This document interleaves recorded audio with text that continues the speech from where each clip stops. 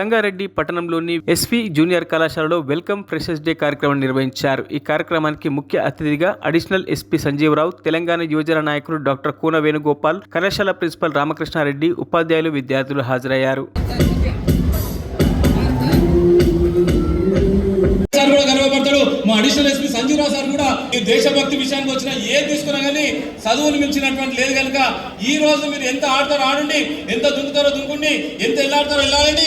ఆ ఎల్లాటలో కూడా ఒక చైతన్యం తీసుకురండి. రేపటి నుంచి మీరు ఆలోచన చేసుకోవాలి. ఏంటంటే December 31 వచ్చిందనుకో ఇక దేవుళ్ళ దగ్గర కూర్చుంటారు. దేవుడా ఇక ఫస్ట్ నుంచి నా జీవితంలో చెడు వ్యసనాలన్నీ కూడా బంద్ చేస్తా, పొద్దున 4 గంటలకు లేస్తా, రామకృష్ణ రెడ్డి సార్ చెప్పింది ఇంట, కుల్కర్ణి సార్ చెప్పింది ఇంట, మా రవి సార్ చెప్పింది ఇంట, మా నరసింహారెడ్డి సార్ చెప్పింది ఇంట, మా డేవిడ్ సార్ చెప్పింది ఇంట అనేటువంటి దాని మీద ఆ దేవుళ్ళ ముక్కోటి దేవుళ్ళ మీద ప్రమాణం చేస్తారు. దేవుళ్ళు కూడా ఆశ్చర్యపోతారు. నిజంగా ఎస్వి కళాశాల విద్యార్థులు మారిపోవాలనేటువంటి దాని మీద ఆలోచన చేస్తారు.